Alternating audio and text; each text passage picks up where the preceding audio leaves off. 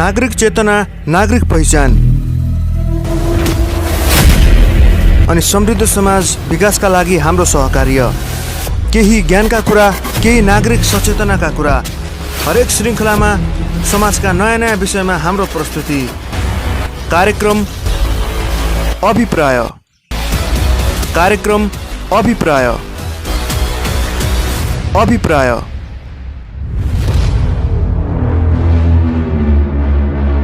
समृद्धि र सुशासनका जति ठुला नारा लगाए पनि, समाजवाद, साम्यवादका महान बाणी बोले पनि, सुशासन, लोकतन्त्र र गणतन्त्रका खोक्रा भाषण दिए पनि देशले के पायो? गणतन्त्रका नाममा देश लुटे तापनि देशलाई केही दिन सकेका छैनन्। देश अपाङ्ग बनाइसकेका छन्। देशलाई महँगी, बेरोजगारी, गरिबी, परनिर्भरता र उदासीनतामा डुबाइसकेका छन्। यो तपाईँ हामी सबैलाई अवगत भएकै कुरा हो। विगतका कालखण्डमा विभिन्न शासकहरूले शासन गरे तापनि देशले चाहे जस्तो उपलब्धि पाउन सकेन। गोपाल वंशका राजा भुक्तमानदेखि अहिलेका प्रधानमन्त्री शेरबहादुर देउपासम्म कसैले पनि देश र जनताको लागि केही पनि गर्न सकेका छैनन्, केही सोच्न सकेका छैनन् देश र जनताका लागि। आफ्नै झोली भर्नमा व्यस्त यी शासकहरूले नेपाली जनताको नाममा केही पनि राम्रो काम र उल्लेखनीय काम गर्न सकेका छैनन्। राम्रो गर्नेलाई पनि सिद्ध्याएको इतिहास तपाईँ हामी सामु अवगत नै छ। तर पनि नेपाली जनताले तिनीहरूमाथि विश्वास र आशा जगाइराखे। तर अबको दिनमा नेपाली जनताले के यसै गरी आशा र भरोसा ती नेताहरूमाथि जताइराख्छन् त? पछिल्लो समय युवाहरू राजनीतिमा किन होमिराखेका छन्? युवाहरूले देशका लागि ल्याउन चाहेको परिवर्तन के साकार होला? नागरिकको चेतनाको स्तर फेरिएला? आजको कार्यक्रमको श्रृङ्खलामा यसै विषयको सेरोफेरोमा रहेर हामी कुरा गर्नेछौँ। हामीसँग हुनुहुन्छ विवेकशील साझा युवा सङ्गठन कञ्चनपुरका जिल्ला संयोजक नवीन विष्ट।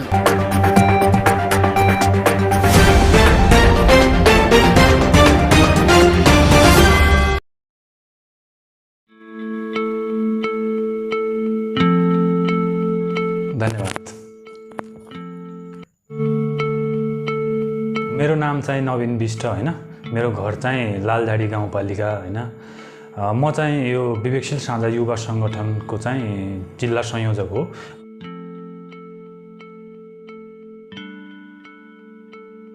विवेकशील साझा युवा सङ्गठन भनेको चाहिँ यो तपाईँको विवेकशील साझा पार्टीको आङ्गिक सङ्गठन हो। यो चाहिँ एउटा चाहिँ पोलिटिकल लर्निङ प्लेटफर्म भन्छौँ हामी यसलाई। यो चाहिँ राजनीति सिक्ने युवाहरूलाई चाहिँ राजनीति सिकाउने चाहिँ एउटा प्लेटफर्म हो होइन। अब यो चाहिँ अब विस्तृत रूपमा भन्नुपर्दाखेरि चाहिँ हामी चाहिँ यो पुरानो चाहिँ पार्टीहरू यो भनौँ न कम्युनिस्ट र कङ्ग्रेसले चाहिँ यो देशमा चाहिँ नेतृत्व गरिरहेको बेला चाहिँ उनीहरूबाट चाहिँ हामी असन्तुष्ट भएर उनीहरूले चाहिँ के अरे भनौँ न जनताको चाहिँ अपेक्षा गरे अनुसार चाहिँ काम नगरेर चाहिँ हामी चाहिँ अब गर्नुपर्छ है, यो देशको लागि हामीले कन्ट्रिब्युट गर्नुपर्छ भनेर चाहिँ युवाहरूलाई घचघचाउने एउटा प्लेटफर्म मात्रै हो होइन। त्यसको लागि चाहिँ हामी काम गरिराखेका छौँ। म राजनीतिमा किन भन्नुपर्दाखेरि अब के भइदियो भनेदेखि अब चाहिँ यो राजनीति गरेको चाहिँ दलहरूबाट चाहिँ हामीले भनौँ न देशमा चाहिँ 2/3 चाहिँ युवा पिँढी छ होइन। अब 2/3 युवा पिँढी छ तर चाहिँ देशको नेतृत्व चाहिँ अब 50-60 कटेकाहरूले गरिराखेको छ होइन। त्यसमा चाहिँ हाम्रो चाहिँ एउटा चाहिँ के किन हामी राजनीतिमा हो अथवा चाहिँ म किन राजनीतिमा हो भन्नुपर्दाखेरि चाहिँ यो देशमा चाहिँ 2/3 जनसङ्ख्या भएको चाहिँ के अरे 2/3 जनसङ्ख्या भएको भोटरहरू चाहिँ हाम्रो युवा साथीहरू हुनुहुन्छ। त्यहाँ भएर चाहिँ युवाहरूको चाहिँ समस्या के छ अनि युवाहरूले चाहिँ के कसरी चाहिँ अगाडि बढ्छन्। राजनीति गर्नुभन्दा पहिला चाहिँ यो सामाजिक क्रियाकलापहरू गर्थे। सामाजिक संस्थाहरूतिर त्यहाँ क्लबहरू, युवा क्लबहरू अनि बाल क्लबहरू गठन गर्ने कामहरू गर्थे। अनि त्यसमा के भइदियो भनेदेखि हामी चाहिँ अब स्वतन्त्र युवाहरूको चाहिँ समूह बनाएर चाहिँ क्लबहरू चाहिँ विभिन्न क्लबहरू होइन सङ्घ संस्थाहरू चाहिँ गठन गऱ्यौँ। अब हामीले चाहिँ केही चाहिँ समाजको लागि केही प्रगतिको काम गरौँ होइन, केही चाहिँ भनौँ न समाजलाई चाहिँ एउटा किसिमको तपाईँको उचाइमा पुर्याउने चाहिँ क्रियाकलापहरू गर्नको लागि चाहिँ विभिन्न किसिमको सहयोगहरू चाहिँ हामीले माग्यौँ। त्यो माग्दाखेरि चाहिँ कस्तो भइदियो भनेदेखि हामी चाहिँ कुनै पार्टीतिर चाहिँ भनौँ न कुनै पार्टीतिर लिङ्केज अथवा चाहिँ नजोडिएको हुनाले चाहिँ हामीलाई त्यहाँबाट चाहिँ कुनै पनि सपोर्टहरू मिलेन। त्यति बेला चाहिँ कस्तो लाग्यो भनेदेखि यदि चाहिँ हामी पनि के अरे हाम्रो भनौँ न हाम्रो चाहिँ के अरे आवाज सुनिदिने मान्छे, हाम्रो चाहिँ बोली सुनिदिने मान्छे चाहिँ नेतृत्व तहमा भइदिएको भए अहिले चाहिँ हामी समाजलाई सुधार्थ्यौँ कि भन्ने लाग्यो हुन। अब यसमा यस्तो छ हेर्नुहोस्, तपाईँको चाहिँ यो अब शीर्ष पार्टी भन्नेहरू चाहिँ होइन, अब नेपाल म अलिकति चाहिँ यसलाई विस्तृत रूपमा भन्छु, यहाँ समय दिनु होला होइन। यो कस्तो भइदियो भनेदेखि चाहिँ हामीले यो प्रत्येक चाहिँ भनौँ न यो चाहिँ चेन्ज भनौँ न, यो पोलिटिकल चेन्ज भनौँ अथवा चाहिँ यो सामाजिक चेन्ज भनौँ, यो एउटा चाहिँ पिरियड भयो क्या। तपाईँको पञ्चायत केही समय रह्यो अनि त्यसपछि तपाईँको चाहिँ त्यसपछि राजा शासन, राणा शासन, विभिन्न शासनहरू चाहिँ हामीले खेप्यौँ होइन। अब तपाईँहरूको चाहिँ अब त्यसपछि चाहिँ अब के अरे हाम्रो चाहिँ प्रचण्डजीहरूले चाहिँ हतियारको क्रान्ति गरेर तपाईँको चाहिँ भनौँ न किसिमको चाहिँ परिवर्तन ल्याए। हामी त्यसलाई चाहिँ सम्मान गर्छौँ, उहाँहरूले ल्याउनु भएको परिवर्तनलाई हामी सम्मान गर्छौँ।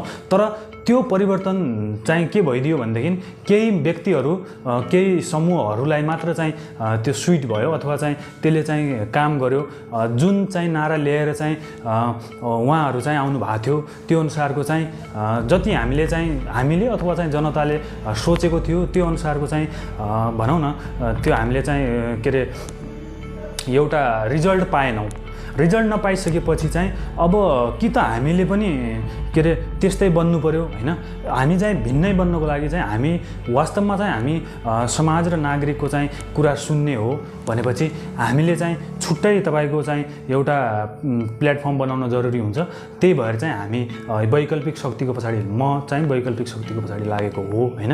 अब यो कुरा कस्तो हुन्छ भनेदेखि तपाईँको मैले चाहिँ अब यो आफू बन्ने भएपछि अथवा चाहिँ मेरो भविष्य बनाउने भएपछि चाहिँ मैले कङ्ग्रेस कम्युनिस्टहरूलाई हेर्थेँ, तर मलाई मेरो भन्दा पनि देशको चिन्ता बढी भए हुनाले चाहिँ म तपाईँको विवेकशील साझामा आएँ। अब यो देश बनिसकेपछि म त बन्ने भइ नै हालेँ होइन। पहिला देश बनाऊ, देश बनेपछि स्वत म त बनि नै हाल्छु।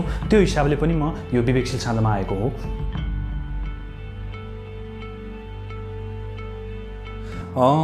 म चाहिँ अब युवा सङ्गठनमा यो भनौँ न विवेकशील साझा पार्टीमा चाहिँ जोइन हुनुभन्दा पूर्व चाहिँ म सामाजिक क्रियाकलापहरूमा सक्रिय थिएँ होइन। मैले अघि पनि भने म त्यति बेला चाहिँ के अरे यो बाल क्लबहरू गठन गरिदिने, अनि त्यसपछि युवा क्लबहरू गठन गर्ने होइन। अनि त्यसपछि हामीले चाहिँ एउटा चाहिँ यो भनौँ लालझाडी गाउँपालिकामा वडा नम्बर 5मा चाहिँ म त्यहीँको मान्छे हो, म लालझाडी 5मा बस्छु। त्यहाँ चाहिँ हामीले चाहिँ एउटा के अरे स्वतन्त्र युवाहरूको चाहिँ एउटा क्लब बनायौँ, देखतभुली युवा समाज भनेर बनायौँ। त्यहाँ पछि चाहिँ हामीले त्यो सँगसँगै अब चाहिँ यो 5 नम्बर वडामा मात्र होइन, यसलाई चाहिँ पुरै पालिकामा चाहिँ जोड्नुपर्छ, पुरै पालिकाको के अरे युवाहरूको सर्कल बनाउनुपर्छ भनेर चाहिँ युथ फर सोसाइटी बनायौँ होइन। अब बिस्तारै त्यो चाहिँ हामी अब यो जिल्लाभरि नै फैल्याउँछौँ भन्ने हिसाबले त म ठ्याक्कै त्यो गरिरहेको थिएँ, प्रोसेसहरू कामहरू गरिरहेको थिएँ। अब त्यही बिचमा कस्तो भइदियो भनेदेखि यो मैले चाहिँ अब यो भनौँ न सामाजिक कामहरू चाहिँ यो सामाजिक संस्थाहरूतिरै काम गरेर चाहिँ नपुग्दो रहेछ। वास्तवमा चाहिँ यो भनौँ न सोसाइटीलाई चेन्ज गर्दाखेरि चाहिँ गर्नको लागि चाहिँ यो पोलिटिकल भनौँ न पोलिटिकल कुराहरू चाहिँ पोलिटिकल सिस्टमै चेन्ज गर्नुपर्दो रहेछ क्या। यो हरेक कुराहरू यो राजनीतिसँग जोडिएको रहेछ। त्यही भएर चाहिँ मैले मेरो विगत चाहिँ त्यसरी नै बित्यो होइन। हामीले विभिन्न सामाजिक क्रियाकलापहरू गऱ्यौँ, विभिन्न कार्यक्रमहरू गऱ्यौँ, युवा लक्षित कार्यक्रमहरू गऱ्यौँ होइन। अनि त्यसपछि यो छाडा गाई गोरुको व्यवस्थापनको सम्बन्धीमा पनि हामीले धेरै प्रयासहरू गऱ्यौँ। भिलेज प्रोफाइलहरू बनायौँ। भिलेज प्रोफाइल भन्नाले तपाईँको चाहिँ त्यो छाडा गाई गोरुहरूको चाहिँ सङ्ख्या के छ अनि उनीहरूको अवस्था कस्तो छ भन्ने चाहिँ विषयमा चाहिँ हामीले त्यसको पनि डिटेल निकाल्यौँ। यो चाहिँ यो कार्यक्रमहरूमा चाहिँ तपाईँको खेलकुद कार्यक्रमहरू गऱ्यौँ होइन। हामीले भनौँ न एउटा चाहिँ पहिलोपटक चाहिँ स्थापना भएको चाहिँ पहिलोपटक स्थापनाको अवसरमा पारेर चाहिँ हामीले सुरुमा चाहिँ खेलकुदबाट स्टार्टिङ गऱ्यौँ। अनि त्यसपछि हामीले विभिन्न अन्तर्क्रिया कार्यक्रमहरू गऱ्यौँ। अनि ठ्याक्कै त्यसपछि चाहिँ हाम्रो कस्तो आइदियो भनेदेखि कोभिडको पिरियड आयो। कोभिडको पिरियडमा चाहिँ हामीले विभिन्न किसिमका अवेरनेस प्रोग्रामहरू गऱ्यौँ। अनि त्यसपछि भोलिन्टियर्सहरू खटाएर चाहिँ हामीले काम गऱ्यौँ। प्रत्येक चाहिँ के अरे गाउँमा चाहिँ हामीले चाहिँ बेरेलहरू चाहिँ राखेर चाहिँ कामहरू गऱ्यौँ। अनि त्यसपछि आवत जावतमा चाहिँ अलिकति हामीले चाहिँ नेपाल प्रहरी अनि त्यसपछि के अरे जनप्रतिनिधिहरूलाई चाहिँ एकदम सहयोग गऱ्यौँ त्यति बेला। अनि हामीले चाहिँ त्यो छाडा गाई गोरु व्यवस्थापनको लागि चाहिँ हामीले त्यहाँ तपाईँको चाहिँ विभिन्न चाहिँ सरोकारवाला निकायहरूको ध्यान आकर्षण गरायौँ होइन। अनि हामीले चाहिँ त्यहाँ चाहिँ अब कस्तो भएको थियो भनेदेखि अब एउटा चाहिँ यो गाई गोरु व्यवस्थापन गर्नको लागि चाहिँ त्यहाँ तपाईँको एउटा खोर टाइपको बनाएको थियो। अनि त्यसमा चाहिँ अब कस्तो भइदिएको रहेछ भनेपछि त्यो खोरमा चाहिँ तपाईँको के अरे तारबारहरू लगाएर उ गरेको थियो। अब त्यो तारबारहरू चाहिँ स्थानीयहरूले तोडिदिएको रहेछ। अब त्यहाँ के अरे राति चाहिँ त्यहाँ गाई चाहिँ उ गरेपछि हुलेपछि चाहिँ अब तपाईँको त्यहाँबाट निस्केर राति त त्यहाँ बारीमा खाइदिँदो रहेछ। त्यो हिसाबले चाहिँ त्यहाँ त्यो तारबारहरू फालेको थियो। त्यो तारबारहरूलाई चाहिँ हामीले देखतबुली युवा समाजको तर्फबाट चाहिँ हामीले किला सामानहरू चाहिँ लगेर हामीले त्यो चाहिँ व्यवस्थापन गऱ्यौँ। त्यहाँको पानी गाई गोरुहरूलाई चाहिँ पानीको समेत व्यवस्थापन गऱ्यौँ। त्यो अनुसारले काम गऱ्यौँ। अनि अर्को कुराको के भयो भनेदेखि हामीले चाहिँ कामहरू धेरै गर्न खोज्यौँ, तर हामीले चाहिँ जस्तो काम गर्न खोजिरहेका थियौँ त्यस्तो साथ चाहिँ पाएनौँ। नपाउनुको पछाडि चाहिँ एउटा मात्रै रिजन भेटाएँ मैले, त्यो चाहिँ कुनै पनि पार्टीसँग आबद्ध नभएको। भनौँ न कुनै पनि पार्टी भन्नाले तपाईँको चाहिँ जुन पार्टीले त्यहाँको स्थानीय सरकार चलाइरहेछ अथवा चाहिँ कुनै पनि के अरे प्रदेश केन्द्रको चाहिँ सरकारमा चाहिँ जसको बाहुल्यता छ त्यसका कार्यकर्ता हामी नभएर त्यहाँ चाहिँ हाम्रो आवाज सुनिएन। समाजमा भएका विकृति विसङ्गतिका विरुद्धमा चाहिँ मैले आवाजहरू उठाएँ होइन। भ्रष्टाचार न्यूनीकरणदेखि लिएर तपाईँको गाउँघरमा भएका विसङ्गतिहरू व्यथितिहरूका विरुद्ध आवाज उठाएँ। अनि त्यसपछि तपाईँको बेसहाराहरूको चाहिँ सहारा बन्ने प्रयासहरू गरेँ। छडिएका वर्गहरूलाई सक्दो सहयोग गरेँ। पछि मैले विवेकशील साझाको बारेमा चाहिँ अनलाइनहरूमा अनि त्यसपछि सामाजिक सञ्जालहरूमा चाहिँ पढेँ देखेँ होइन। अनि त्यसपछि चाहिँ जुन चाहिँ मुद्दाको बारेमा चाहिँ म बोलिरहेको थिएँ, जुन चाहिँ मुद्दाको बारेमा हाम्रो सिङ्गो टिम बोलिरहेको थियो त्योसँग के अरे तपाईँको मेल खान गयो विवेकशील साझाको एजेन्डा होइन। त्यो हिसाबले चाहिँ युवाहरूको चाहिँ भावना, युवाहरूको चाहिँ आवाज बुलन्द पार्ने चाहिँ एउटा प्लेटफर्म विवेकशील साझा रहेछ। त्यो हिसाबले चाहिँ मैले चाहिँ यो नेटवर्क हो होइन। त्यही हिसाबले चाहिँ यो नेटवर्कलाई चाहिँ साथ दिनुपर्छ, मैले पनि यसको पार्ट बन्नुपर्छ भन्ने हिसाबले म विवेकशील साझातिर आबद्ध भएँ। र त्यो अनुसारको चाहिँ कुराकानीले त्यो अनुसारको चाहिँ हाम्रो भनौँ न मैले चाहिँ जस्तो अरू साथीहरूलाई मसँग जोडिएका अरू साथीहरूलाई पनि ल है हामीले केही गर्नुपर्छ, यो देशको लागि हामीले केही न केही कन्ट्रिब्युट गर्नुपर्छ, यो सानो भनौँ न यो चाहिँ एउटा तपाईँको के अरे सानो तपाईँको सर्कल छ भनेर चाहिँ हामीले पछाडि हट्नु भएन, डराउनु भएन होइन। सत्यको बाटोमा चाहिँ भिड कम भए पनि हामीले सत्यकै बाटो जानुपर्छ। गलतको बाटोमा भिड बढी छ भन्दैमा हामीले गलतको बाटोतिर हिँड्नु हुँदैन भन्ने हिसाबले मैले धेरै साथीहरूलाई पनि जोडेँ। त्यहाँ पछि त्यस्तो कुराकानी भइसकेपछि अनि त्यसपछि हाम्रो यो सुदूरपश्चिममा त्यति बेला चाहिँ अहिले सङ्गठन त्यस्तो तीव्र रूपमा विस्तार भएको पनि थिएन। त्यही हिसाबले चाहिँ विभिन्न कुराहरू चाहिँ हेरेर अनि पछि चाहिँ मलाई के अरे यो जिल्ला संयोजकको जिम्मेवारी दिनुभएको छ अनि त्यही हिसाबले म वहन गरिरहेको छु।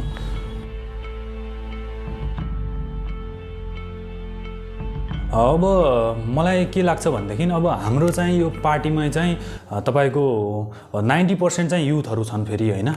90% चाहिँ युथ छन्। हामीले चाहिँ मैले अघि पनि भने तपाईँलाई चाहिँ होइन, यो चाहिँ युवाको भावना बुझ्ने, युवाको चाहिँ आवाज बुलन्द बनाउने होइन, त्यस्तो चाहिँ पार्टी हो। त्यस अनुसारले चाहिँ हाम्रो यसमा चाहिँ कुनै पनि हुँदैन। अब तपाईँ चाहिँ म यसको उदाहरण पनि दिन्छु। हाम्रो चाहिँ यो युवा सङ्गठनको चाहिँ केन्द्रीय संयोजक मात्र चाहिँ तपाईँको 26 वर्षको हुनुहुन्छ अब्दुस मिया। अब उहाँ चाहिँ फेरि पार्टीको केन्द्रीय सदस्य पनि हुनुहुन्छ, पार्टीको चाहिँ सचिवालय सदस्य पनि हुनुहुन्छ। त्यस्तै चाहिँ थुप्रै अरू साथीहरू हुनुहुन्छ हैन, रञ्जु दर्शना लगायत, मिलन पाण्डेजी लगायत। हामीसँग चाहिँ मैले भने नि अघि पनि 90% चाहिँ युथहरू हुनुहुन्छ कि एकदम कलिलो युथहरू हुनुहुन्छ।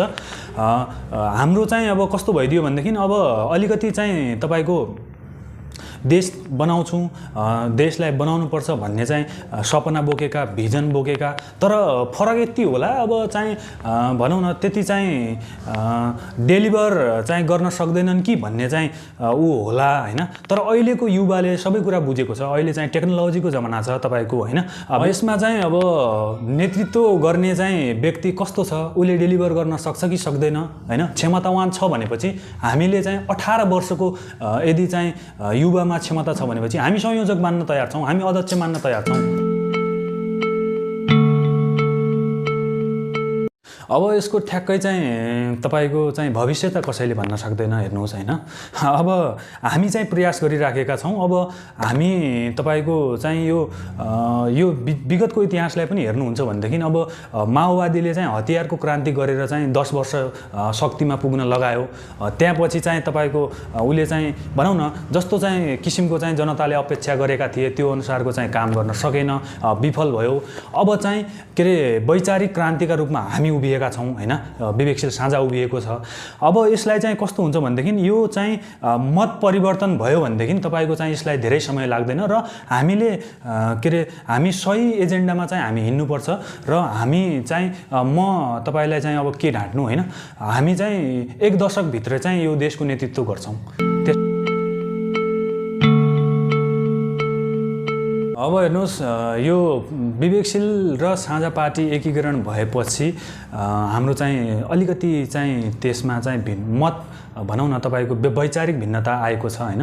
अब कस्तो हुन्छ भनेपछि एउटै घरको पनि तपाईँको एउटै घरमा पनि विभिन्न विचार थरीका चाहिँ मान्छेहरू हुन्छन्। रविन्द्र मिश्रले विचारभन्दा माथि देश भनेर चाहिँ एउटा डकुमेन्ट निकाले अनि त्यसमा चाहिँ उनले के चाहिँ कुराहरू लेखेको थियो भनेदेखि सङ्घीयताको खारेजी, धर्मनिरपेक्षतामा जनमत सङ्ग्रह र स्थानीय तहलाई सुदृढीकरण गरेर यो प्रदेश सरकार चाहिँ खारेज गर्नुपर्छ अथवा सङ्घीय चाहिँ खारेज हुनुपर्छ भन्ने चाहिँ उनले चाहिँ डकुमेन्ट निकालेको थिए। अब त्यो डकुमेन्ट चाहिँ निकालिसकेको केही दिनमा अब मिलन पाण्डेजीले चाहिँ वैकल्पिक राजनीतिको मूल बाटो भनेर चाहिँ दोस्रो डकुमेन्टहरू निकालिदिए। अब त्यसमा चाहिँ के भनेका छन् भनेदेखि यो चाहिँ धेरै मान्छेको बलिदानबाट आएको व्यवस्था हो, यसलाई चाहिँ बरु केही कुराहरू त्रुटि छन्, यसलाई सच्याएर लैजानुपर्छ भन्ने चाहिँ उनको ध्येय थियो हैन। तर चाहिँ अहिले हामीले चाहिँ यो देशको चाहिँ स्थिति कस्तो हुनुपर्छ भनेदेखि जति बेला चाहिँ जुन कुराको आवश्यकता छ त्यो अनुसारले चाहिँ हामीले हिँड्नुपर्छ। अब अहिले तपाईँको यो प्रदेश सरकारको केही काम छ त छैन नि। त्यहाँ चाहिँ के भइदियो भनेदेखि तपाईँको चाहिँ यो राजनैतिक दलले चाहिँ आफ्नो चाहिँ कार्यकर्ताहरूलाई, आफ्नो नेताहरूलाई चाहिँ त्यो जब दिए जस्तो भइहाल्यो क्या। 5 वर्षलाई चाहिँ त्यो करारमा जब भन्छ नि, त्यो करारमा जब दिए जस्तो भइहाल्यो हैन।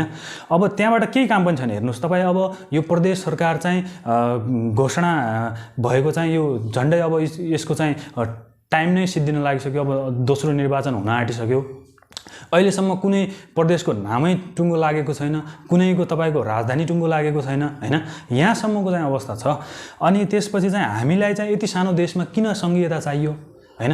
अब भोलिको दिनमा चाहिँ अब तपाईँको चाहिँ थारूहरूले चाहिँ मेरो छुट्टै प्रदेश हुनु पर्यो भनेर चाहिँ यो कुराहरू नउठेका होइनन् कि। यहाँ भट्काउने कुराहरू चाहिँ धेरै पनि हुन्छन् हैन, राजनीतिक चलखेलहरू चाहिँ धेरै पनि हुन्छन्। तर हामीले चाहिँ एउटा सिङ्गो नेपाली हो भनेर चाहिँ हामीले हिँड्नुपर्छ जस्तो मलाई लाग्छ। त्यही भएर चाहिँ अहिलेको आवश्यकता भनेको सङ्घीयता होइन, हुँदै होइन। धर्मनिरपेक्षताको बारेमा चाहिँ कस्तो छ भनेदेखि अब चाहिँ धर्मनिरपेक्षताको बारेमा चाहिँ जनमत सङ्ग्रह गर्नु भनेको तपाईँको हिन्दू राष्ट्र बनाउनु होइन के, त्यो होइन, हुँदै होइन। अब यसमा चाहिँ कस्तो हुन्छ भनेपछि एउटा फ्यामिलीमा तपाईँको चाहिँ 10वटा चाहिँ परिवार छ। 10वटा परिवार मध्ये चाहिँ तपाईँले 6वटा परिवारको मन दुखाउनु भयो र 4वटा परिवारको मन जित्नु भयो भनेदेखि त्यो फ्यामिली ह्याप्पी हुँदैन के। बरु त्यहाँ चाहिँ 8वटा फ्यामिलीलाई, 8वटा परिवारको 8 परिवारलाई चाहिँ ह्याप्पी राख्नुहोस् अनि 2वटा परिवारलाई पनि कन्भिन्स गर्नुहोस्। त्यसरी चाहिँ अगाडि बढ्यो भनेपछि पक्कै पनि सुन्दर नेपाल हुन्छ र हाम्रो परिकल्पना, हाम्रो चाहिँ देखेको नेपाल, हामीले चाहिँ बनाउने नेपाल, त्यसबाट चाहिँ के हुन्छ भनेदेखि अहिले चाहिँ तपाईँको चाहिँ यो एमसिसीको कुरा निकाल्छु म। यो एमसिसीमा पनि तपाईँको के अरे यो 55 अर्बमा यो देश बेचे जस्तै हो। हेर्नुहोस्, केही कुराहरू चाहिँ संशोधन गरिएन भनेपछि यो देश बेचे बराबरै हो। त्यो 55 अर्ब यदि चाहिँ हामीले यो 7वटा प्रदेशहरू छ, 7वटा प्रदेशमा कतिवटा खर्च हुन्छ, कति अरबौँ खर्च हुन्छ, 5 वर्षमा चाहिँ कति अरबौँ खर्च हुन्छ, त्यो अरबौँ खर्च चाहिँ शिक्षा र स्वास्थ्यमा लगाइदिएपछि देश त अलिकति माथि उठ्थ्यो नि त। हामी कति पछाडि छौँ हैन? विश्वका देशहरू चन्द्रमामा पुगिरहेछन्, हामी चाहिँ के अरे भनौँ न एउटा चाहिँ नेपालीले बस्न खानको लागि चाहिँ अहिले तपाईँको खाडी मुलुक जानु परिरहेछ। यो अवस्था कसले सिर्जना गरिदियो त? पार्टी चाहिँ फुट्दैन, यो चाहिँ हल्ला मात्रै हो, भ्रम हो। अब यो भ्रम पनि धेरै दिन टिक्नेवाला छैन। अब चाहिँ हामी यो महाधिवेशन भएर चाहिँ अब कुन डकुमेन्टलाई चाहिँ हाम्रो चाहिँ पार्टीको एजेन्डा बनाउने त्यो अनुसारले चाहिँ हामी अगाडि बढ्छौँ। अब हेर्नुहोस्, यसमा चाहिँ मेरो चाहिँ के धारणा छ भनेदेखि अब विकासै भएको छैन त म भन्दिनँ हैन, केही विकास चाहिँ भएको छ हैन। अब तर समग्र रूपमा भन्नुपर्दाखेरि जुन हिसाबको गति लिनु पर्थ्यो विकासले त्यो हिसाबको गति लिएको छैन हैन। अब यहाँ के भइदियो भनेदेखि तपाईँको चाहिँ सामान्य एउटा वार्ड अध्यक्ष लड्नको लागि तपाईँको चाहिँ 10 देखि 15 लाख रुपियाँ खर्च गर्यो। राजनीतिक दलहरूले 10 देखि 15 लाख रुपियाँ खर्च गरे। मेयर बन्नको लागि झन्डै 50 लाखदेखि 1 करोडै खर्च गरे। सांसद बन्नको लागि 5-10 करोड खर्च गरे। अब त्यो पिरियडमा चाहिँ उनीहरूको कन्सेप्ट के बस्यो भनेदेखि मैले चाहिँ यति पैसा खर्च गरेको छु, त्यो पैसालाई चाहिँ कसरी म्यानेजमेन्ट, कसरी निकाल्ने त भन्ने कन्सेप्ट बस्यो त्यो हैन। त्यो हिसाबले चाहिँ जुन अनुसारको चाहिँ प्रोग्रेस हुनु पर्थ्यो त्यो चाहिँ भएको छैन। तर चाहिँ अब यसमा बढी के भइदियो भनेदेखि तपाईँको चाहिँ कार्यकर्ता पाल्ने चाहिँ एउटा यो स्थानीय तह, अनि त्यसपछि तपाईँको यो केन्द्रको, प्रदेशको चाहिँ यो सबै चाहिँ तपाईँको कार्यकर्ता पाल्ने चाहिँ एउटा अखडा बन्यो हैन। त्यो चाहिँ एकदम दुःखद छ। र चाहिँ हामीले अब विकासको कुरामा तपाईँले भन्नु नै भयो। अब विकासमा चाहिँ नभएको चाहिँ होइन विकास, तर जुन अनुसारको मैले भने नि तपाईँलाई अघि पनि भने मैले, देशहरू चाहिँ अहिले चन्द्रमामा पुगिरहेछन्। अन्तमा यो कार्यक्रम हेरिराख्नुभएका तमाम आदरणीय दर्शक महानुभावहरूमा मेरो के अनुरोध छ भनेदेखि अब धेरै जस्तो युवा साथीहरूलाई चाहिँ कस्तो कन्सेप्ट बसेको छ भनेपछि आई हेट पोलिटिक्स भन्ने चाहिँ त्यो बसेको छ। अब यो किन भइदियो भनेदेखि विगतदेखि अहिलेसम्म चाहिँ जो नेतृत्वमा चलिरहेका पार्टीहरू छन् तिनले चाहिँ एउटा चाहिँ युवाहरूमा चाहिँ भनौँ न भोलि मैले पनि राजनीतिमा आएपछि म पनि यसरी बदनामित हुने त होइन भन्ने चाहिँ एउटा डर छ। त्यो हुनु स्वाभाविक पनि हो। तर चाहिँ हामीलाई गाह्रो पनि के छ भनेदेखि त्यही कुरा हामीलाई गाह्रो पनि भइदियो के। अब हिजो तपाईँको चाहिँ कांग्रेस आयो, एउटा सपना देखायो, उसले पुरा गर्न सकेन। कम्युनिस्ट आयो, माओवादी आयो, पुरा गर्न सकेन हैन, जनतालाई धोका दिए जस्तै भयो। त्यही हिसाबले चाहिँ अलिकति जनताले हामीलाई विश्वास नगरेको हो कि भन्ने चाहिँ हामीलाई लागेको छ। तर विवेकशील साझाले नागरिक र के अरे समाजको पक्षमा चाहिँ लड्छ, नागरिक र समाजलाई बनाउँछ। हामीले चाहिँ के अरे यो देश, हामी आफूभन्दा पनि देशलाई माया गर्ने चाहिँ साथीहरू जो पनि हुनुहुन्छ यहाँहरूले चाहिँ हामी स्वागत गर्छौँ। तपाईँहरूको खाँचो छ हैन, देश बनाउनु चाहिँ तपाईँहरूको पनि हातमा हुन्छ। त्यसैले आफ्नो ठाउँबाट आफूले जति सकिन्छ त्यति कन्ट्रिब्युट गर्नुपर्छ र तपाईँहरूले चाहिँ यो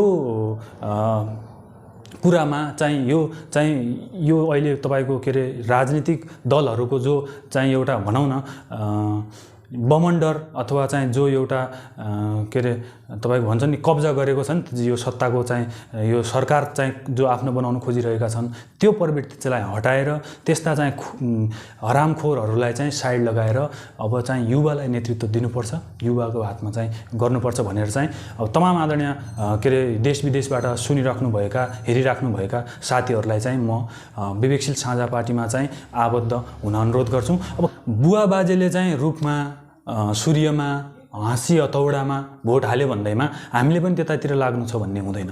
अब यदि तपाईँको चाहिँ रुखवाला अनि त्यसपछि सूर्यवाला अनि त्यसपछि हाँसी हतौडावालाले सही ट्र्याकमा चाहिँ देशलाई लगिदिएको भएपछि सायद आज विवेकशील साझामा म हुन्थेन होला, म हुन्थेन, म तपाईँहरूलाई अपिल पनि गर्ने थिएन। म चाहिँ त्यही पार्टीको पछाडि लाग्थे जुन पार्टीले देश र जनताको लागि लडिरहेको छ।